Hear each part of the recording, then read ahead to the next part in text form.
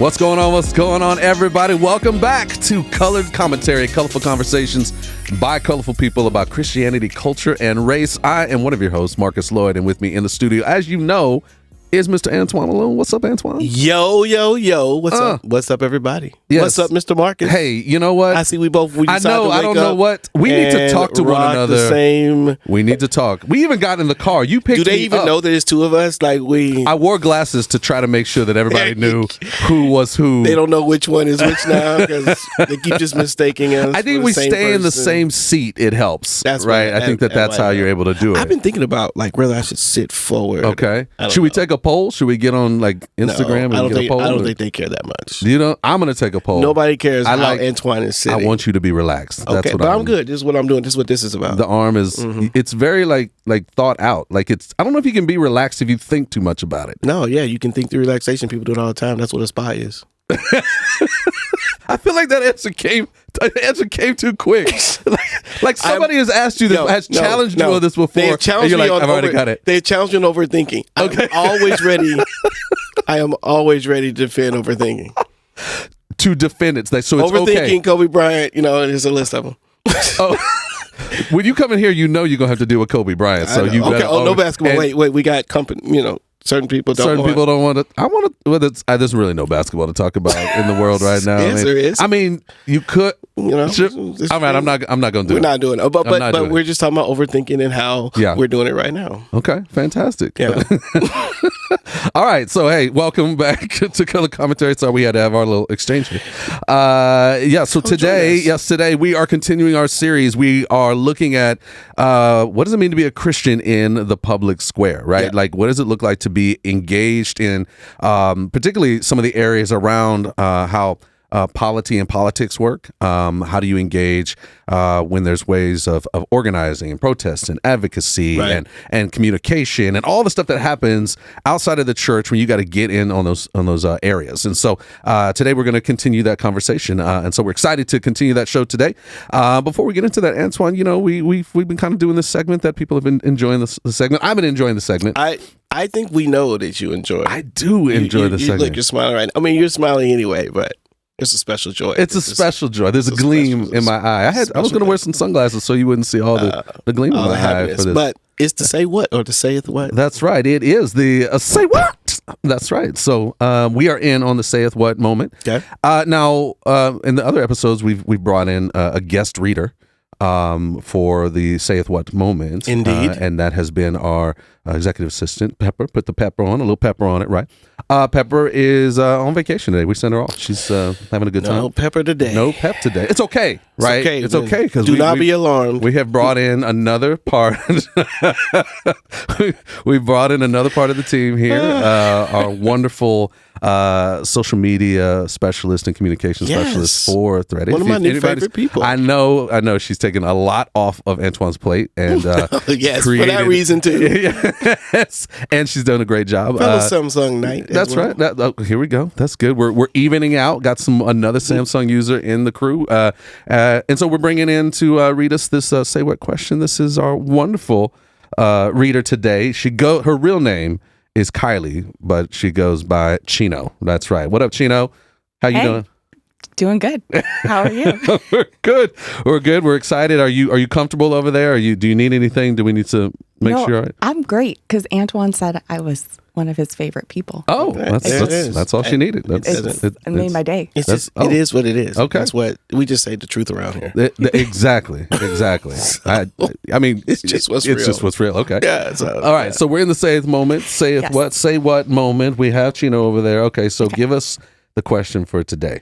Okay. So this question is more in the form of a statement. Okay. This person says, I keep talking with white people who have lived and worked in a non-white space, or that lived or worked in a non-white space. And they say that because of that experience, they know what it's like to be a minority.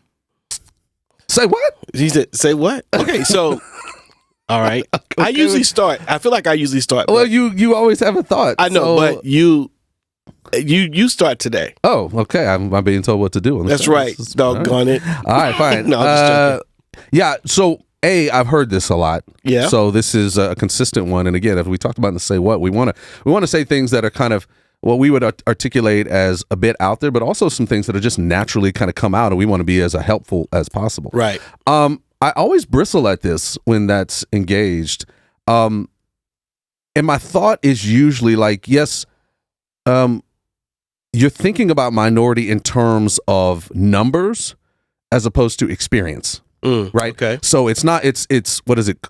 Quantitative as opposed to a qualitative analysis. Right. And there's just a completely, particularly in the American context, there's a completely different life that actual minorities have experienced. Right. White people, although they are the majority, even if they're the numeric minority in an area, they still get to carry with them the tag of being a part of the majority. Yeah. And they get to carry that around with them. Right. Yeah. So when I think about it, it doesn't tell the story. I think it's an unfair assessment of what minority looks like, because it's really they don't have the experience. And I mean, here's the thing. Let's take that white person and move them out of that neighborhood.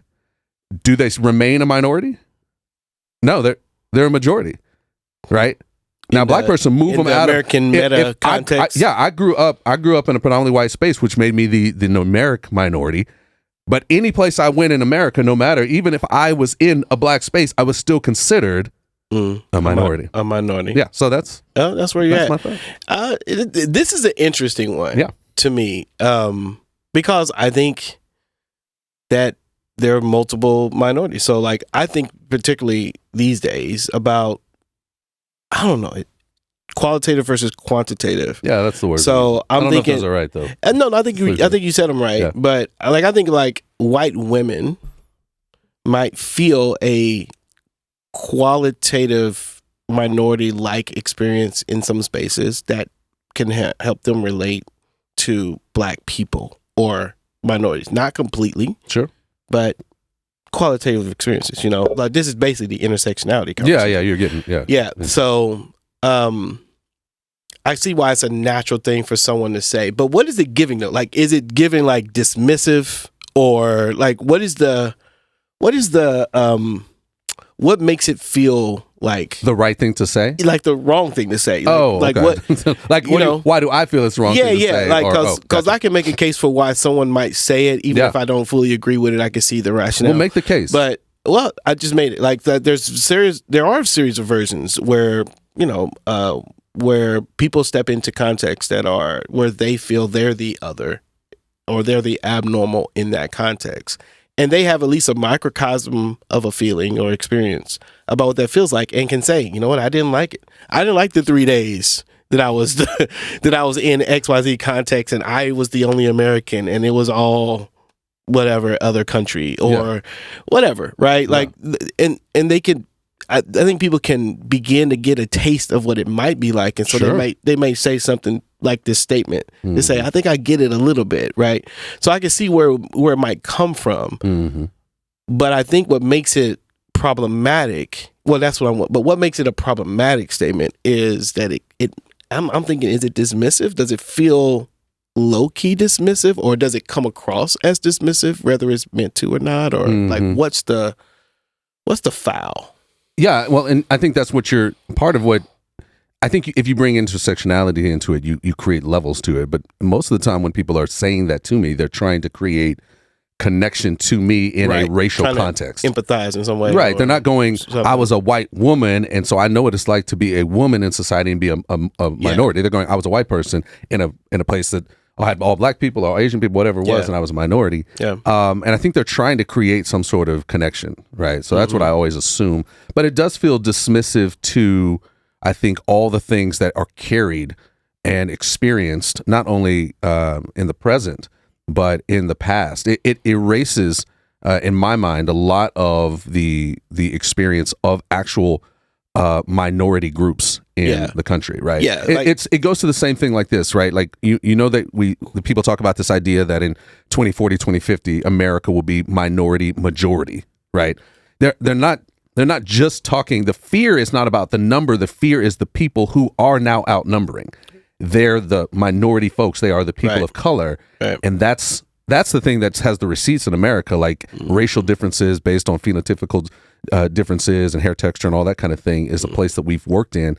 And now those people who are of the group that has been the minority and the ones who, sort of stratification within a lower space as far as how we've engaged them are now going to be empowered. That's frightening, right? And so that's, again, going back to the idea of minority just means something different here. Yeah, that's good. That's good articulation. I think for me, the statement runs the risk of a person feeling like they fully understand. Yeah, that when they say it, that's what they're trying to say. So there's nothing else to understand. Yeah. When there's a lot more to people's experiences than what they may have just experienced. Yeah. They've experienced the tip of the iceberg, and now they think they've got it all. And I think sometimes you hear that, and the tone of that or something about what's been said makes it sound like I get it now. Yeah, I don't need to hear anything else. And so I don't need to go. I don't need to do anything else. I don't need to learn. Yeah. Like, no. I don't know that you've got it all just because you because you lived in that moment. Because you had this experience for 3 years. And so I think for me, like hearing that statement, you run the risk, or I feel like I'm running the risk of having a person stop their journey. Yeah. Of understanding because they feel like they've arrived because I think I got it. Like no. There's a lot more to this. Yeah. Let's keep talking about it. For other people, that it is like that's the entry point. Like that same statement is an entry point for people. I had no idea, but now I have that. Tell me more, right? Yeah. Tell me more about your experience because I just had a taste of it. So it could go the other direction. It just depends on who we're dealing with. All right, it's good. So Chino, you got anything to add into this thought process or? I was just going to hit on what Antwuan said about you're done learning. Like, I know this experience, so we don't need your voice. And also like an authority of, I've had this experience, so I can speak on it. I can speak for you. Right. I know how to deal with it. Yeah, and almost to the sense of kind like of shuts down a conversation in right, some way, but there's almost a sense of like, what's the big deal? Yeah. You know what I mean? Like the shutdown is, I've engaged it. I lived through this. I was able to do and achieve all these things. I don't know what the problem is that you guys are experiencing. That's the dismissive. Exactly. Like you're like, you know what? Yeah, I think I got it now. And I think, and again, I the reason I go to women a lot of times when I think about things like this is because I will never be able to understand fully what women continually go through, no matter how much learning I will get. And I think that puts me in the position of that person, where I might be able to say, well, I'm a black person, so I know what it likes to be marginalized. And the women can come to me and say, yeah, but not like we have been. Yeah. You know what I mean? Right. And that conversation can just go both ways and not be productive. Not be productive, or could, in the wrong way, it could dismiss both experiences as too simple of context to continue thinking through. Yeah. Solve it too quickly, if you will, in people's brains. Or minimize it. Yeah. That's good. Anyway, hey, there you good go. Stuff. Hey. So next time you say it, Shmevin, if you say this, I just need Shmevin, you to next time you drop this line, make sure you are curious about the more and not trying to shut this conversation down and slow down trying to represent me in the process. That's right. Yeah. Shmevin, I think so. The thing I was thinking about is, most of the time people are saying this because they're trying to relate, like you said. Yeah. It's like they're actually trying to relate. And when you shut it down, the problem is sometimes, like you said, you could end up squashing them where they don't want to progress anymore because like, I tried to relate and I got in trouble for trying to relate, so I'll just stop. And for the white male, it's like, well, I can't be female and I can't be minority. And so what can I do to understand this situation? And the reality is the fact that you can't ever get into being on the minority side is probably the closest you'll ever have to experiencing being on the minority side and never being able to get into the white majority. Like it's somewhat of a shared, it's not the same experience, but that frustration of, well, I'll always just be the white man is like, well, yeah, you can't take off your whiteness, just like people in ethnic minorities and gender minorities, they can't ever take off those things either. Right. So you're feeling that it's not necessarily I understand what it's like to be a minority, but the feelings that you see in how minorities are trying to maneuver the space, the frustrations, the angers, you can relate to that sort of frustration and anger. by somebody who also is trying to get in and doesn't have a place necessarily, or there's losing place to some extent. To the conversation that this other person, like, I think what I'm hearing him say is like, I want to cross this bridge, but in some ways I'll never get there. Right. And that's frustrating. And frustrating as it is for you to not be able to escape the minority. And maybe not that, as frustrating. Like, I don't know that's that, true, like, I think true. that's the Maybe not danger is when you try to say my frustration's equal to yours, but you start to get a taste, a small taste of what maybe the other side's thinking. Yeah, I think that's a safe way to say that, Shmevin, on the show. I think it's good. It's a good way to do it. And I think one of the things that's really helpful. Have a brand new producer. No, just joking. I'll end with this because I think one point you made good points there, Shmevin. But I think one thing that's really helpful for us to think through for those who are, if I can say actual minorities, that's what I'm going to say. I don't know. In America, in America. I think what I heard him say too is like there is a sense in which I'm trying to relate with you, and so when you shoot me down on that, it takes away my impulse to want to go because now I don't know what to do with that. Almost becomes self-fulfilling prophecy in that context. We're like, hey, I think you're trying to shut down the conversation, and in so doing, you've shut down the conversation. Yeah, exactly. So it's we'll work on both sides to not jump to the conclusion, but there is either curiosity or I think I got it now, and it's the arrogance of it. And the truth is, you have to pardon a lot of minorities, Black people, because a lot of people they've experienced the latter more than the former. Right. You know, they've experienced people who have told them the dismissive version of this conversation, the non-curious version of this conversation, more than not, and so the reflexes are trained to that, and not to, are you really curious? So so don't, just know that some grace may need to be there for grace for Black people, nobody else. For everybody. No, I was just about to say for everybody. It's grace all around. Hey, good time. Good talk. Thank you very much, Chino, for jumping in and giving us that question. Yeah, debut. The debut. We love having you on the show. So it's good stuff. Here we are, and like I said, we just did our Say What series, which is good, our Say What segment. We're continuing in this series on Christianity in the Public Square, and so today, we brought in a friend to come help us have the conversation that we're going to have today. And so we're just going to welcome Collin Packer into the studio as the resident minority for the show. I mean, congratulations. Congrats. Now you can say you know what it's like. There's a Say What t-shirt ready for you right on outside this. When we finish, you get to have that. Hey, 2040 is coming. That's right. That's right. I'm living into that minority status. And all these conversations going to come back to us. Look, I can tell You'll never know. It's not as wonderful as you think it is. Don't be in a rush. It's one of the small perks. But Collin, hey, I know you're a scholar in resident at Abilene Christian University right now, working on some research that I think is really interesting. Tell the audience a little bit about kind of what you're working on, how you got to that, and that'll help us maybe even get into the conversation that we're having today. Sure. So I was a pastor, and the last few years I've been in transition out of full-time church ministry, but still have a deep concern and love for the church and what that means in the public square. I worked in a state representative's office, so I've kind of been in both of those worlds. And so I had an opportunity to work on a project this year, and it's really helping our tradition. The tradition I come from is Churches of Christ, and so Abilene Christian University is kind of the clearinghouse. The ministry of Cybert Institute is the church ministry kind of realm there, trying to help churches. And how do we help move through an election year? How do we stay united, but also how do we engage in more faithful ways related to the gospel? And so I'm doing some research just trying to help out church leaders, churches to hold together in an election year, but also be more faithful in our witness. Okay. How do you get to something like that? Like what moved you to get to this type of work? Man, we could talk.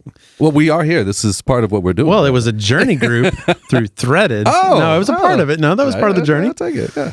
But yeah, I've been on a journey for about the last decade of really grappling with matters of race and how does that impact our churches in a suburban context, predominantly white context, which is the context I've ministered in most in the Allen area.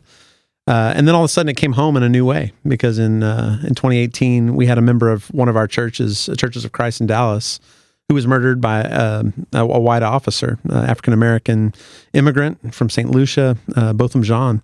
And that brought me into a whole new kind of realm of, this isn't just something to study. This isn't just something far off. This is something that is affecting our churches. And that led us to work in the public square. It led us to the courthouse and walking that family through the journey of what that looked like. And then we had to look around at ourselves and say, why are we not more engaged than what we have been? Yeah. Because we've traditionally been mostly a vertical, like salvation-focused church, but not about justice, not about all that. And so all of that led me into speaking out in some ways that led my church to have a little discomfort about that. So as we talk about what we're going to talk about today, I've got some personal experience. And so that led me out of full-time ministry. Yeah. And led me into this world of kind of politics. So, caring deeply about my training in seminary and the gospel theology, but how does that get borne out in how we help our fellow human beings, no matter what the race may be, but whatever issues may arise, the church has to be more engaged than what we have been, and I want to help churches do that. Yeah, so it's not just how do you keep your church together through a divisive political season. Right. It's how do you actually engage faithfully, absolutely, as a church community. Yeah. And I feel like we're constantly having these kind of conversations, right? And you talk about it in terms of, hey, working and ministering inside of a predominantly white suburban context.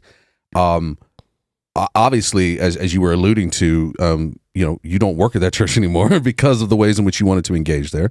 I know I also don't work at the church that I work at anymore because of some of the ways in which I was engaging in that as well. So I think the question, if we're talking about the public square, for me, that I think it's probably a helpful convo for us to have is like, what are the fears? How do we? I know that there are people who are watching, and even myself at times, that they have a fear of wanting to engage beyond the relationship building cross-culturally, right, in ways, but into the issues of like systemic injustice, right? Like, but there's fear, there's hesitation. What am I right? I mean, no, I think I think so. I mean, I think one of the fears, and that's probably what drove y'all's experiences and over the last few years, is the fear that we're going to get off message as a church. Yeah. Right. That the fear is that we've got a gospel message that's supposed to be about salvation of souls and the connectedness to getting people off the pathway to hell on the pathway to connection with God in heaven, and that's what the main thing is. Yeah. And that this feels like a distractive or a diversion from that main objective. And so I think people are afraid to feel like they are going to win. They're going to major on the minor, win the minor war, but miss the major war, if you will, from a spiritual point of view.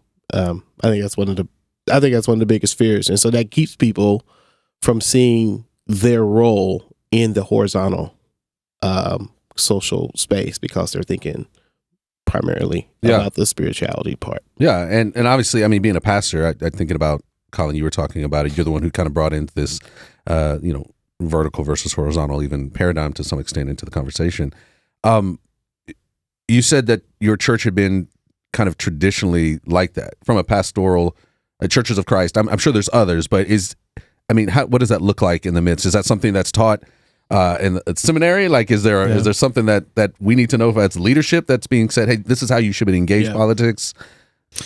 Yeah, I think we can talk about this from an evangelical standpoint. We're kind of evangelical adjacent in Churches of Christ, I would call us. So there's some distinction, but increasingly so as we get involved with the different same bookstores, music, all this stuff. I mean, we're influenced together, right? That's the connection. We all go to the same bookstores now. Conferences there. Exactly. The department stores we all visit. It's going to be great. So I think there's a historical component. One of the books that's been really helpful, I think, in this framework and explaining it is Divided by Faith. Sure. Like early 2000s, Michael Emerson, Christian Smith, and really talking through like exactly what Antwuan was talking about, which is, hey, the gospel is a certain way. And this goes back to that, liberal, mainline debates from the social gospel early 20th century, right? Like we saw the mainliners do this thing. Well, evangelicals, we're committed to the gospel. We're committed to salvation. We're committed to atonement. We're committed to all these things.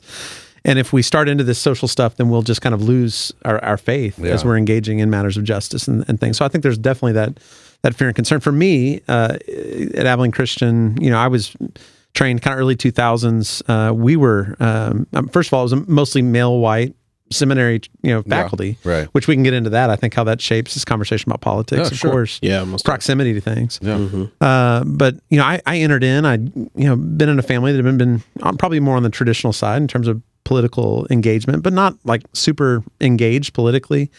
But when I went to seminary, I started to read scripture, and it was through the lens of certain books and certain professors and certain conversations. In Churches of Christ, we kind of emerged out of the Civil War and that era, and we were a divided movement. Disciples of Christ were the northern churches.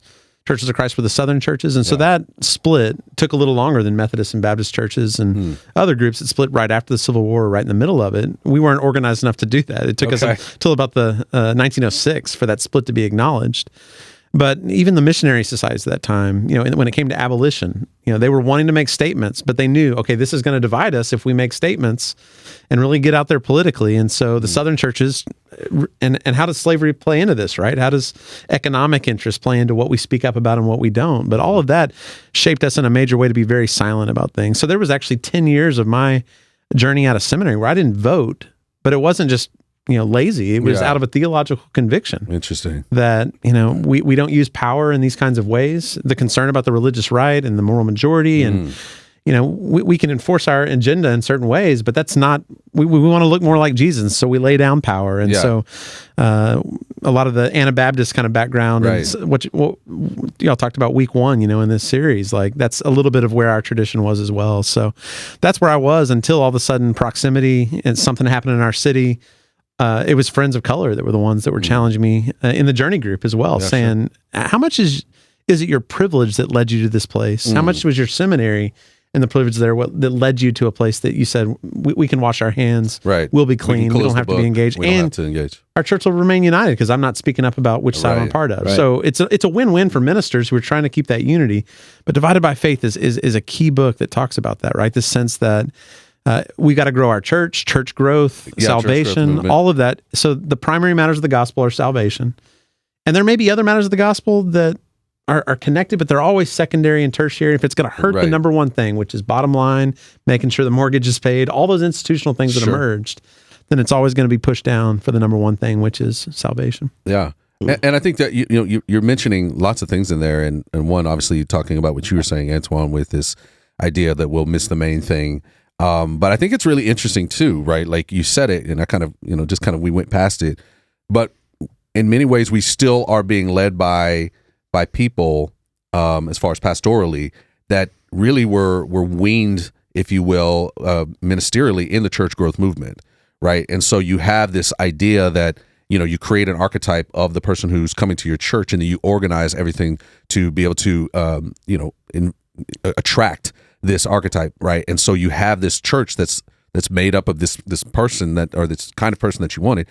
And you're finding that when you start talking about people outside of this archetypal group, that there's now hesitation and frustration, and these folks are getting upset and leaving. But you've just built this monster church that has the mortgage and all these different things. So that I think that's a way in which we're seeing some of this fear take place and hesitation to get in on these deeply political areas because they see the division that it creates and the potential for loss in their churches and how they do things. Yeah.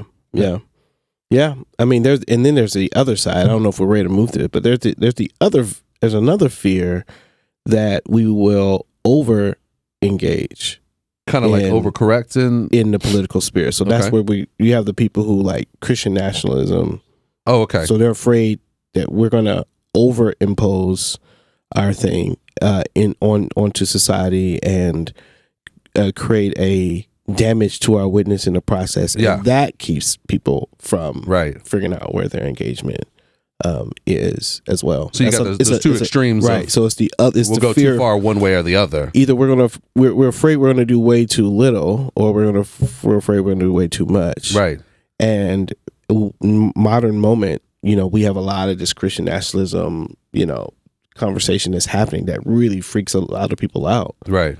Both in the faith and outside of it, to say, I don't know that I want a theocracy, and so, but that sounds like what they're talking about. So I don't know, where's the line of my engagement? Yeah. And where do I check out? Because it certainly isn't as far as that, but I don't want to not do anything either. So where where do I start and I stop? Yeah. And it creates a kind of immobilizing energy, for people. But it still has that aspect that you articulated, Collin, of the people who are asking this and get to make the decision have a very sort of privileged place in this, right? The irony of the I'm not going to commit to it is the ideas that is coming out of I want to maintain unity, but it's actually creating division, right? Like it's actually multiplying division, but out of proximity. If you're not in proximity to those who ultimately can't shut this stuff off, then it feels like there's a unity because all the people who are experiencing, who are able to. I always kind of talk about it. If you're reading a book about some character, and they're having a hard time, and it's too much for you, you can close the book and you're like, ooh, that's too much. I don't know if I can deal with that. But the characters don't get to close the book. The characters got to live that life, right? Right. So I think that's the way it is in our country. Is like there are these characters, these groups of people who are living lives and have experienced lives and continue to experience lives that are really hard to watch. Mm-hmm. But there's a group that can kind of watch it and be like, oh, that's enough. I'm gonna close that book and be done. And those are the folks who I think are in the best position to go, I don't really need to engage in the systemic issues that is affecting the characters in this book. Because I can just close it and be unified with the people around me, right? So I don't know. You probably experienced some of that or maneuvered through some of those conversations before. Yeah, like I was talking about our tradition. Like we were known as a unity movement. We tried to call people out of the creedal statements that we saw as part of the division in Protestant Christianity, and so we're really uniting people around just the simple message of Christ. The simple early church and trying to re-embody that.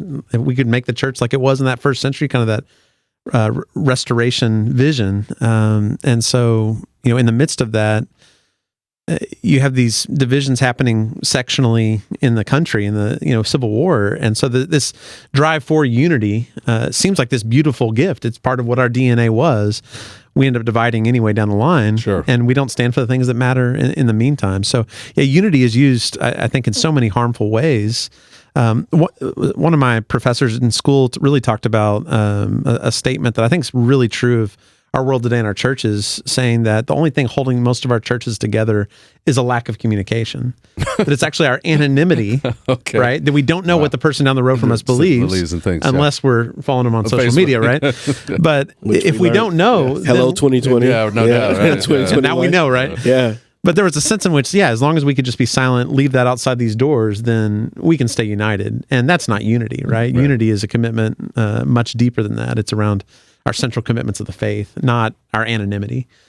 So I think really understanding what unity is and not using it in a false way as a battering ram to keep people silent. That's what's really hurting the witness of the church, and just our silence, I think, is this threat of, well, you're being divisive if you speak up about these things. And that's not who Jesus was. It's not who we're called to be. So you have like the stages of it is, you have the, hey, I don't think we should say anything.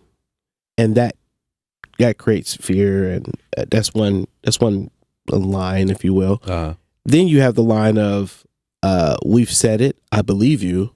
There is a problem. We all agree we want to do something about it, but what should we do? Okay. And we don't have agreement about that, and that creates fear. Some people want to do more. So some of it is, I don't want to be a part of the conversation, and that creates fear. The other one is, I do want to be a part of the conversation, but I don't know what we should do about it. And there's disagreement. It's sometimes what feels like chaotic disagreement around what we should do. And so you also have people who are like, I want to do something, I just don't know what. I feel like I think sometimes that's a tactic though, to not engage. To continue to, I know I'm putting something extra in on it, like just as a place that I've seen it happen, that maybe the manifestation of some of the fear of wanting to get in is to create a scenario in which we will spend all day arguing over terminology, right? Arguing over how far and slippery slopes and what's the too far and what's the too and how's that and why you say reconciliation, you say justice. Why don't you just say? Why can't we just? I think that's because a part of what I'm thinking about in the terms of the fears of what people have is how is it manifesting itself, and I think that's one of the things that kind of you sparked in me as you were talking. Yeah, about. I think that's right, and that's what we mean. That's what I'm saying is that there's not a clear path and distinction made about what the things are to do. Some people say it's political. You should get really into the legal space and find a way to affect the government, and that'll change society. Some people don't agree with that. The path forward, is it through the nonprofits? Is it through the church? Should the church become the hub of social? Should it be the thing that supports social hubs? And so there's a series of things. These are all good questions to ask. Mm-hmm. It's the presence of that non-clarity that is in and of itself. So for some people, immobilizing or so confusing. I was about to say something about my wife, but I thought not. That's a bad. Although she's lovely, and now I can't give the example I want to give because she's gonna be like, "Hey, I saw episode XYZ, so that's what you can come stay at my house if you need to. I got a room. I had a friend of mine. This is not that one.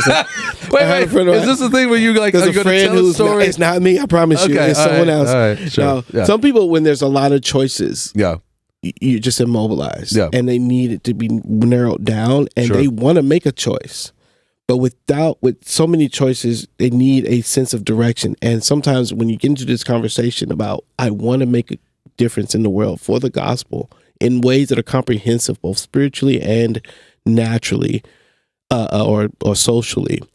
I think I understand some of the spiritual stuff, but the social stuff feels there's so many options here. I'm not quite sure which one I ought to do, and therefore I don't do anything. And that creates a fear of doing the wrong thing, fear of doing the thing that won't make a difference, fear of doing the thing that doesn't matter, right? And so I think that's one of the fears in this conversation. Yeah, but I still go to the point that, because I've been down this road many times. I mean, in the ways that we've tried to create things via Threaded, right? The organization that powers this. Yeah. When we started out, it was like, okay, we're going to create this thing, right? Let's just say we're going to create this event, right? And people are like, okay, great event, but what are we supposed to do next? You're like, oh, okay, so let me create an event where we tell you what you're going to do next during the event. Great. And people are like, they didn't do it. So then what we do is we create an event, and we not only tell you what you can do next, we create sign up sheets in specific things that we talked about. We got people ready to grab you and take you.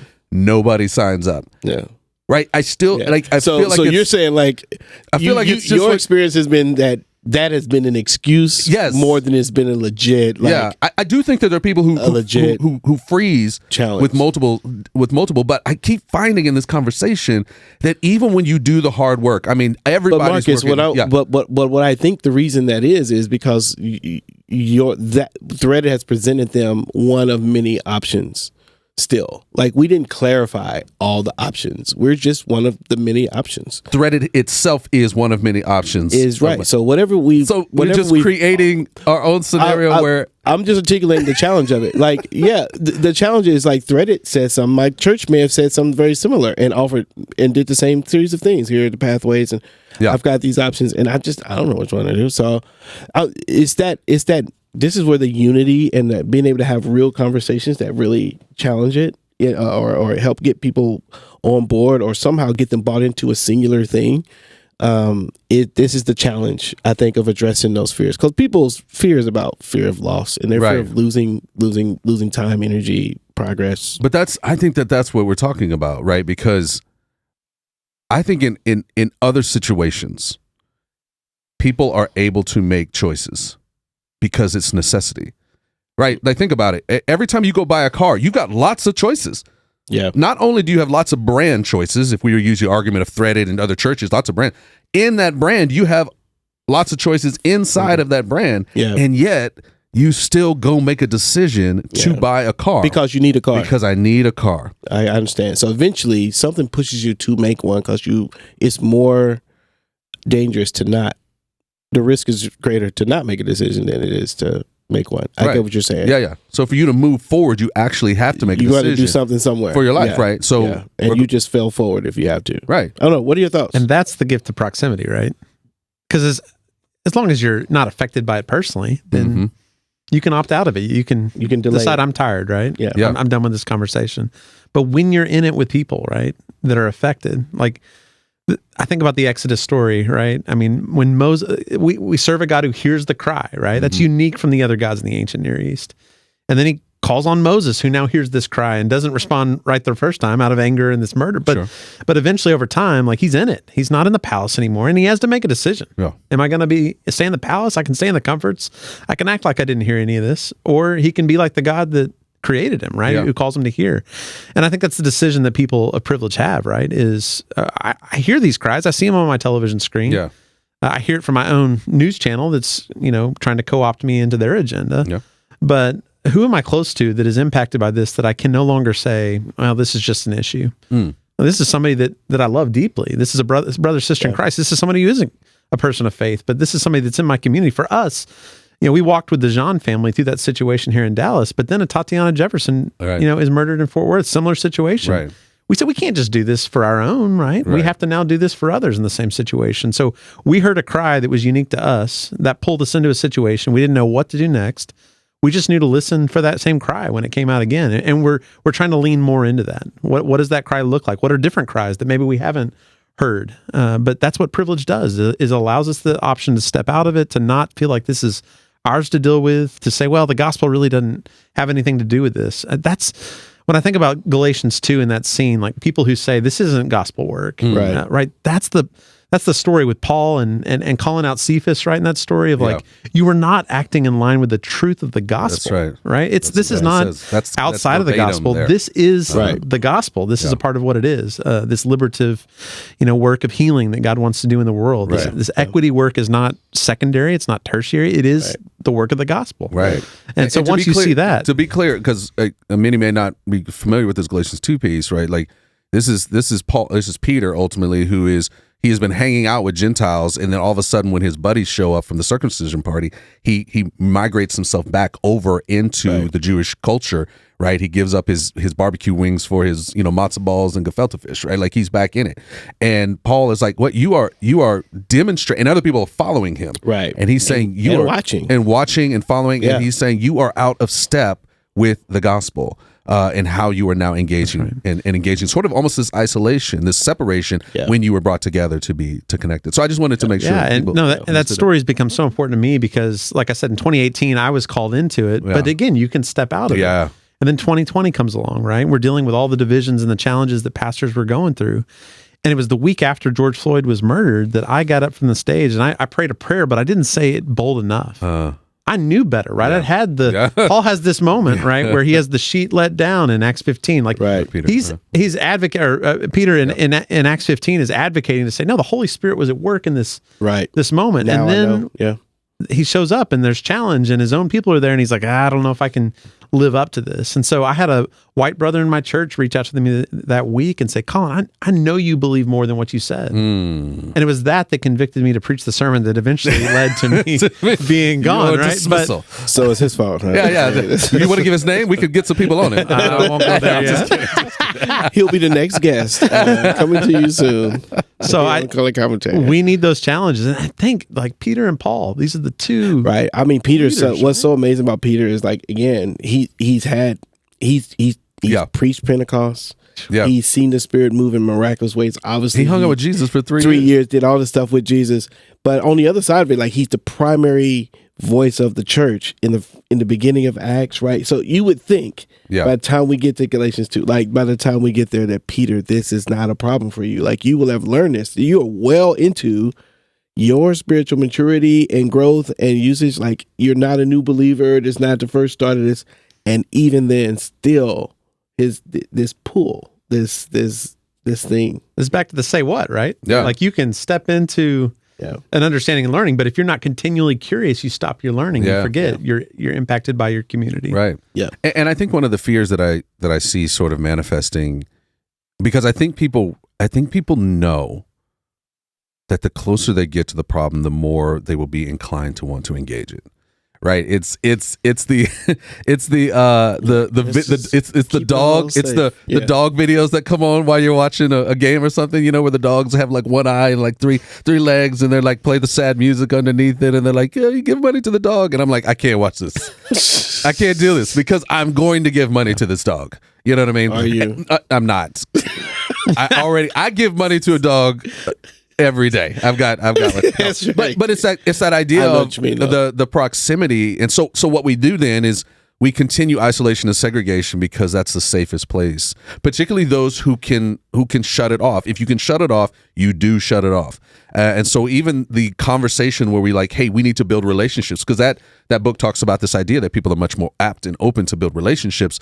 But I think even in this time now, we're seeing that even the conversation about building relationships comes with some sort of hesitance, because I think people know that if you go down that road of relationships, that you might end up in this conversation and work of justice, which, so again, they're thinking ahead. And so we find ourselves kind of not engaging those relationships or not committing to those. And that's the connection to the gospel, because the truth is that the gospel, in a world that is addicted to itself and pursuing its own self-comforts and therefore wanting to keep things as comfortable for themselves as possible, the gospel is increasingly disruptive and demanding. It's asking you to go away from yourself into the next sphere of love for someone that's not you. And it's just kind of pushing you out of your first circle into your second now, into your third, into your fourth, into your fifth. And it's this ever increasing journey of expanding your circle of love and you get smaller and smaller in that picture over time. And that's not the way we want to think. We want to be in the community that values us, that we want to be valued. We want to be comfortable. That's our way of loving ourselves. We want the community around us who sees us like us to love us. And we don't want to step out. And that's where the gospel actually meets real life, where it says, if Christ has truly transformed you and you are settled, your worth, your love is settled in Christ, and you're on mission, as you said, for this mission to redeem the world, then that makes your neighbor's issue your issue. Right. That makes your brother your enemy. Those things now become a part of the reason you're still here. And that's hard for us because that's, like you said, it's scary because who's going to take care of me if I'm taking care of everybody else? Right. Right. I don't know. The world doesn't seem to be interested in taking care of people other than themselves. So I don't want to be the only one that's not doing that. That feels like I'm going to lose. And so there's a self-protectiveness that means that maybe we haven't fully, and I'm in this camp too, we haven't fully lived into the fullness of what it means to be believers and have the Spirit of God in us, and that He's the true source of life. Yeah. Yeah, it seems that some of these fears are manifested in acts of self-protectiveness, right? If you kind of go across all, right, like the things that we've mentioned thus far, whether it be it's going to go too far and my ministry of the gospel will be, compromised, my church will be smaller, I'll have to engage and go deeper in. I may choose the wrong thing. All self-protection. I wonder, because another manifestation that I think I've seen around fear when you start talking about engaging in systemic issues, right, particularly in the political realm or whatever, is that, again, those in power will turn the issue back on the people who are in that situation, right? As opposed to being like, oh my gosh, there's something going on here. There's an injustice that's been done. I need to get in there and engage with this. They'll be like, well, they deserve it because they're XYZ fill in the blank. Mm-hmm. Is that a kind of self-protection too? Or, I mean, you seeing that sort of manifest? I've seen it a few times. Anything? Sometimes they're right in a way. And then, but a lot of times is I think there is a lot of, it's not my problem, but that's dealing with this missional thing. It's dealing with the conflict of the reason we exist together. That thinking is like, you're responsible for you. Yes. And back to the individualism versus a collective community and engagement. So I think there's some nuance to that conversation, but I think a lot of people do stop there.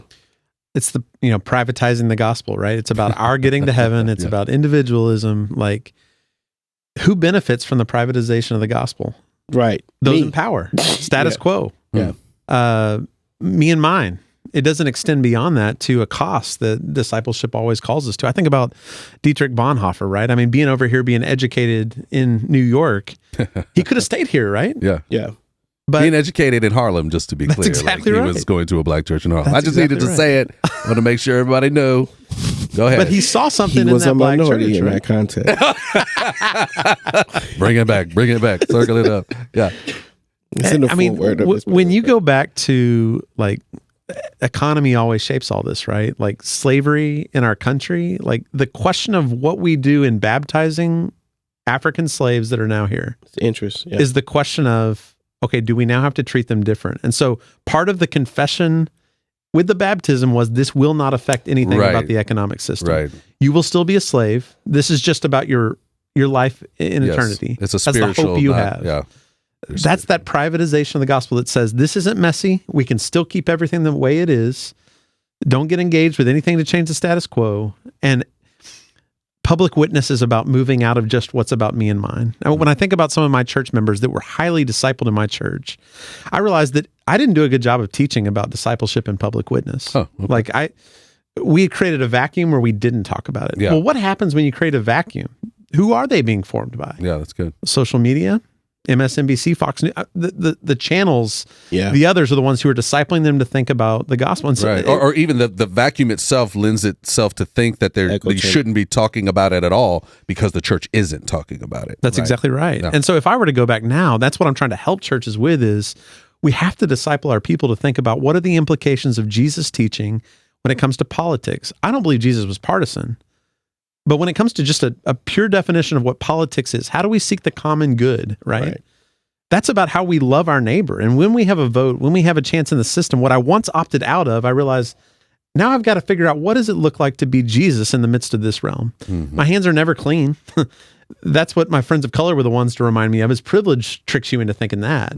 Now you got to get engaged. Now you got to think about how does it look to, so my vote is not my self-interest. Even this year, I worked in the Texas legislative session this last time, right? There was a tax break for those who were homeowners. Well, in the state of Texas, much of the tax money that comes in, it is through property taxes, but it's also through a high sales tax. Yeah.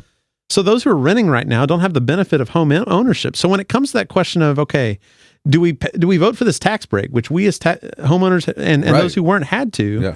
I'm thinking, what does that mean for the gospel to realize that there are people paying into this system that are not going to get the benefit of that? So while this might benefit me strongly, what does that look like for me as a follower of Jesus to see everyone in the midst of this? And that's a new set of questions than what it was before. Right. Because if it was just purely economics or self-interest, that's a no-brainer. Yeah. But what does it look like now in light of the gospel for me to look at something that may just be something I would have never thought about before? God cares deeply about these people. These people paid into the system. They're Yeah. the ones who need it most. They're the ones who are being shut out of Yeah, the of equity home right now of yeah, home exactly, ownership in a right. difficult season. I don't have answers, but I'm asking a new set of questions. The new set of questions Yeah. is huge. You Yeah. know what I mean? And I think it really speaks to where I think an alternate conversation around the idea of favoritism, right? Because what I'll say is that because you mentioned Jesus is partisan, right? Those kind of things. Or you said, did you say political, politically, not partisan. Yeah, Yeah. not political, not partisan. Thank you. And so there's a sense that I know when we have these conversations around getting in systemic areas and whatnot, and again, going back to the place where people will go, well, those people did this themselves, or these people shouldn't be engaged, or whatever that is. There's a sense that we're not supposed to show any favoritism to people, right? And if they've made a mistake, we don't show favoritism to them. Like, they got to figure this thing out themselves. And they use the scripture to say, look, God doesn't show favoritism. And I always say, God doesn't show favoritism, but he does show favor, right? Like, he does have a concentration on creating ways in which the church is supposed to work that forces them in many ways to go towards the marginalized. They're not allowed to forget them, right? If you can call it the government, the governing of God and his people, Right. he has set it up, and you walk through the entire meta narrative, and particularly when you watch Jesus and how he actually adopts and takes on the role of the marginalized in his incarnation, that he forces your political governmental mind to think about the marginalized, right? That's Matthew 25, right? He even connects salvation somewhere to it, right? The goats and the sheep, one goes to hell, one goes to heaven, and the ones who took care of the marginalized and visited, they go to heaven because they have actually discovered who Jesus really is in the margins. And what you're talking about is these policies that favor the rich and ignore those on the margins, right? They give more to the rich and more options to the rich and take away from the margins. So even as I think what's great about what you're saying is, to me, those are some questions now to ask as I'm looking at these things that are policies and whatnot, from the immediate insertion of that policy into my feed. I may go, this sounds awesome for me. Right. But I live a pretty privileged life. I'm still a minority, Collin. Don't even try. Let's be clear about that. Yeah, I don't get all the stuff. 2040 is coming. But there's also, lots of things as a homeowner. Coming near you. Please. All my WWs. Chino, make this t-shirt for us. We gotta have it. 2040 is coming. And it can mean whatever you want it to mean. That's right. Whatever, you go. Whatever it means for you, be excited about it. But it's easy for me to go, oh my gosh, this is great as a homeowner. But the gospel should teach me, because we know how the system has worked, that we've got to almost push the brakes and ask different questions. But we can't be led to ask different questions if there aren't people who are in leadership, who are having the conversations, who are engaging in the work to even know what the differentiations are, to be able to explain it to us, so that we see it and give us, if I dare say, a gospel perspective on what is happening with the particular policy and procedure. Yeah. There's so often that Jesus is the church. We were talking about this yesterday or the other day. We were talking about the deacons, and they were being brought up to bring. You used the term favoritism. I'm just going to say the term. They bring special, concentrated attention. I said favor. Or favor, because favor, I know. I'm using wordplay right now. I know you're using words. Because people are like, no, everyone's worth is the same because they're attached to it. But what's happening is the work of justice is to correct wrong things. Correct. And there are people who are on the other side of the wrong things. And so the part of the work of correcting wrong things is to give special attention. Yes. To the people who have been affected by those wrong things. And that means that they're going to get a different level of attention than everyone else. Right. And that's what we saw with Jesus. And that's what we saw with, hey, the deacons, hey, you guys are leaving out the widows and the orphans, and don't forget them. In fact, even if you remember them, they might need a little more extra attention than these others. And on and on and on. And they governed to make sure of that. That's right. That was a way of, as you said, the pure form of politics is really just how do we live together, to say it in even a more simple way. What's the right way for people, for the polis, to live together, right? Policies, police, all those stuff come out of that word. How do we live together well? Not power, but how does it work right? And that's where the word is really connected in some ways to social justice. What's the right way for society to be? And so in figuring it out, and as you're correcting that, you're fixing things, and you're taking people who, and trying to put things right. And it's a complicated system. It takes lots of time and energy, and, so it's a lot to do. And and any given moment, it can look like you're paying special attention here and not here. Therefore you like them more. Like, no, this is all the comprehensive work of redemption and restoration. Mm-hmm. Christianity is a politic, right? Yeah. In the sense of, it is an interpretation of history that has public ways of living as a result of the way Jesus taught us. Right. And so we provide an alternative politic to the partisanship we see in our world. Right. So it's not a question of which party do you fit into. No matter which party you're in, there ought to be critiques in light of your primary commitment. When you say Jesus is Lord, you're saying Caesar is not. Yeah. When you're saying Jesus is Lord and I'm part of team, ecclesia, church, Christianity, there's certain ways that are not becoming of what that looks like. There's certain ways that are, and we get to, instead of being the thermometer, we're the thermostat, as Dr. King talked about, right? Yeah, it should be. We ought to bring an agenda to the world that's not how do we bring Christian nationalism and enforce our agenda to make sure everything favors us, but how do we make sure that the life of Jesus, the way of Jesus, there's certain things that are off limits to a follower of Jesus. Mm-hmm. And it seems like in our politics right now, everything is fair game. Yeah. And that's not true. What does it look like for us to teach and to help our people in our churches know what is off limits and know what the very values of the kingdom are, the people that God favors, the people that we stand up and stick up for. Yeah. And you bring a great, the term agenda, obviously, it gets kind of spun, right? And used it in two different... Somebody's hot right now. I know, exactly. You just said it, but he used it in two different ways. There was a good way of agenda, there's a bad agenda. I think one of the words that I think that's really been helpful to me lately is the biblical phrase of witness, right? We bring our witness into the spaces. when we think about it in terms of witness, it's in the terms of the Acts 1:8 where he says we'll be witnesses to Jerusalem, Judea, Samaria, and to the ends of the earth. Our witness is not a witness of who we are. Our witness is of who Christ is. Right. So even in our midst of thinking ourselves as these ambassadors at the world, these folks who are living in these nations but are a part of another nation, when we come and we take ourselves into the political space, we don't come bringing our own sort of here's what I need here. It's I'm bringing a witness of what not only not just like what Jesus needs, but what Jesus can do, and we can offer a version of where Jesus people can go. It's the kingdom covenants, like we're bringing the kingdom. It's ultimately what is supposed to make the Israelites in the Old Testament and the ecclesia, as you said earlier in the New Testament, one of the two main jobs. We're supposed to be messengers of this God, right? Witnesses. But in the witness, it's not just about communicating, but it's also models of what it looks like for a community to live under the headship and the kingship of God, right? And so if we can bring, and this is, Alexia would say the same thing, like this is the faith-rooted engagement in the spaces that are outside of into the public sphere, is we can't go in there faithless, right? And I know some people are like, yeah, that's what I'm talking about. We need to bring Jesus and talk. No. We need to bring a witness of Jesus, and many of that times is modeling how Jesus engages in these spaces when he comes in contact.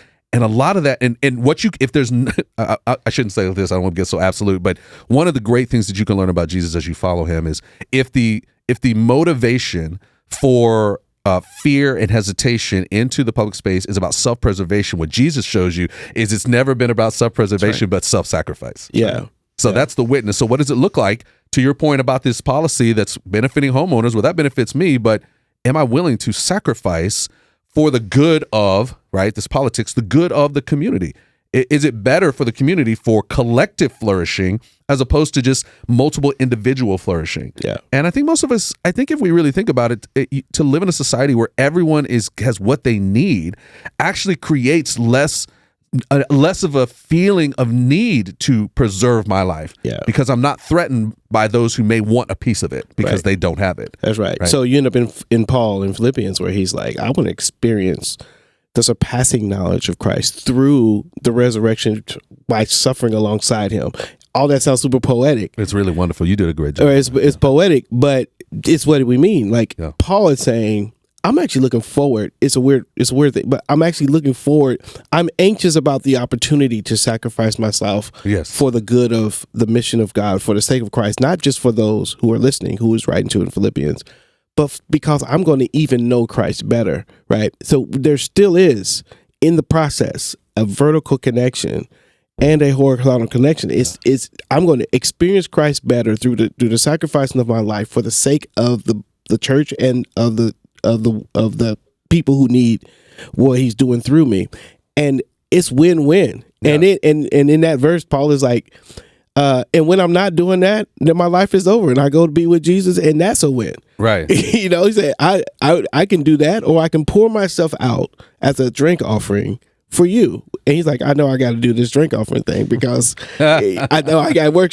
to do, but I'm excited about doing that for your sake. And for the sake of knowing Christ, for the surpassing value of knowing Christ in that really intimate way. And that connects the gospel. This concept of being saved and spirit-filled with the value of loving others and bringing ourselves sacrificially to others. And isn't that, what you're talking about is a quintessential hero story. Like, the thing we love about superheroes and firefighters and whoever is that they are risking their lives for the good of others. Yeah, like that is the consummate hero story that sells. They run into do. Like they willingly think about it, they choose it, they train to do it. They're waiting for their opportunity. Yes. So in a conversation that is always trying to what's the word? Disconnect from the villain piece. What we're offering actually in the witness of Jesus and following after Jesus is an opportunity to actually be the hero that you desire to be in the midst of the conversation. In Christ. Because not in yourself, not hero like I'm doing stuff for me or for mine or for my people, but for people, for neighbor, right? This is, again, anybody can love their neighbor, right? Brother. This is what Jesus is saying in the Sermon on the Mount. Hey, you love, anybody can love when you sacrifice for those who are not like you, those who are outside of your group, the strange and the stranger, the enemy, even. Yeah. That is the hero story, and that's when your witness most emulates who Christ is. Yeah. So we're inviting people. There's invitation, fears. right? An invitation. It's not coercion. Yeah. It's invitation. This is the beauty of the early church. Like the rise of Christianity, Rodney Stark tells the story of the church growing. The empire doesn't know what to do because people are so drawn to these people because they're caring for the orphan, the baby that's cast aside. They're taking that baby in. They're doing everything they can to care for those who are lepers. And when the plagues come, like this is who Christians are at our best. Yeah. Is we're witnessing to who Jesus was, and it's winsome, right? People are won over, not through coercion or saying you've got to come be like us. We know the best way. No, this is what people who follow Jesus do, and we show the favor that Jesus showed favor on. We look to the interests of others. Philippians 2.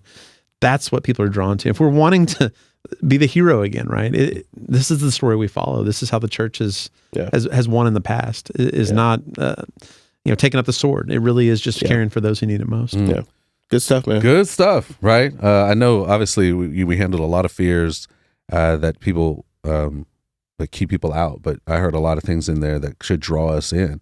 Yeah, you know what I mean? And I was going to say, and I just want to remind our audience, like you may walk away from this and you may be like, man, but I don't know what to do. But I think this series, I don't think we're trying in every episode to be like, hey, this is what we want you to do. I think what we really want to do is open up our minds to be thinking about these things. You know? We want to take away we want to take away those. Again, it goes back to what I was saying earlier. There are people that no matter if you give them a straight up, this is what's going, and here's the one decision, they still will not take the step. And that is not an opportunity problem. That is a motivation problem, right? And there's something that needs to be done. And I would say in the Christian space, if Jesus is modeling, I'm taking and making forward, and we're imitators of Christ, therefore as dearly loved children, that's the word would tell us. Then if we're not moving there, there's a spiritual block going there. Yeah. And so there's a motivation that needs to really come, I would say, from a spiritual place, pushing back the powers and principalities that may be coming in from our news sources and our own flesh of wanting to be accepted and be a part of a group and be, on the right side. It's not about that. We're already not right, because we're sinners who need Jesus. So just keep moving. Jesus will still love you if you make the wrong decision, right? So let's just keep moving, trying to follow after him. Yeah. So I love what you said, Collin. You said it early in the show, but I love I don't have the answers. I'm just asking a new set of questions. Yeah. I think that's what this series is about. It's kind of and that's the expectation. Like, hey, we wanted you to think differently about this, and then start to work on it. That's great. Fantastic. Well, look, you've been hearing this conversation. You're listening to it in your car if you're on the audio version. But for those of you on YouTube, man, tell us what you think. Go down to the comments. What new questions are you asking right now? Maybe either from this podcast, this series, or even as Collin tells his story about what some of the things that inspired new questions for him. What are some of those new questions that you're having? And talk amongst yourselves, right? Like, help encourage one another to ask those questions, right? And man, if you ain't subscribed yet, what is stopping you, right? Go ahead and we had a great. Well, go ahead to youtube.com/wearethreaded. You should be able to find it there, or you can go to wearethreaded.org/YouTube, whichever one you like. That's right. Both of those will go to the same place.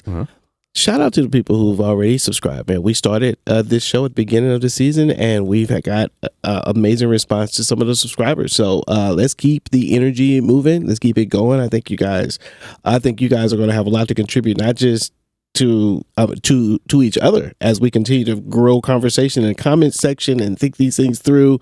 I think you guys are going to have amazing things to add to stuff, and so we're still waiting for you to jump in and give us your nuggets.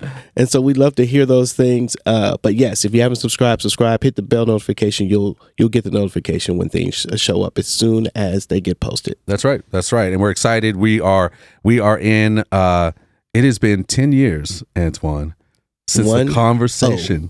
Yeah, that started this work of Threaded. That's crazy. Where we met, the pastor and I met. It's been 10 years. Yeah, we don't have time, but I struggle to think I've known you for 10 years. Sometimes I know we've known each other for a long time, but it's longer than 10 years. I know it's way longer than 10 years, but it's weird to say that we've been doing Threaded for 10 years. I know. It's so funny. But it's exciting, right? So we want people to come alongside, and part of what we're asking people to do over the rest of this year is subscribe. You know what I mean? So if this was helpful for you, man, share it. Like, just share it. Throw some comments together. Say, hey, you got to watch this. Ask people to subscribe. We want to get 1,000 subscribers by the end of this year. So that's definitely a place our audience here can engage. Man, and if you want to continue to see more of this, if you want to like the work of Threaded, you can also. We want to get 100 new monthly givers at $10 a month at least, right? So that's not asking much. I mean, it's $10 a month. Right? And the stories. We want to continue to hear stories of transformation. We want to hear other people's origin stories. We've heard a little bit about your origin story in the midst of this conversation, Collin, right? And we've told we are experiencing 10 years since our beginning of our hero story, right? Our origin story. We want to get to hear more of those, and so we're trying to get some really great stories this year too. So you should be able to find the link in the description where you can tell us a story. Tell the story here and find out even more about all this. Or it's coming soon. That's right. Hey, this is great. Want to just give a shout out to MZ Studios letting us come in here and engaging this producer, engineer Schmevin back there in his lair, having a good time. It's so good to have the guest reader, one of our lovely folks in here that is a great part of Threaded. Chino, it's good to have you in here. Thanks for being here and giving us a shout out there, and shout out to Antwuan, always for being here, and of course, Mr. the Men in Black here, the Men in Black. This is what we're gonna do. And Collin. Who is appropriately wearing his color of t-shirt. We're not gonna touch that. That's next episode. We will talk about dress code. It's a say what for us now. Right. I heard these two black dudes said talking that we shouldn't have said. And they'll just roll them. They don't even have to worry about it. But hey, thanks for coming. This is Color Commentary, colorful conversations by colorful people about Christianity, culture, and race. That colorful piece is really about giving you opportunity to look through different lenses, the different colorful and beautiful lenses of the beautiful and wonderful and colorful people of the world, so that you can go through life, see what you're seeing, and hopefully this gives you a chance to stay colored.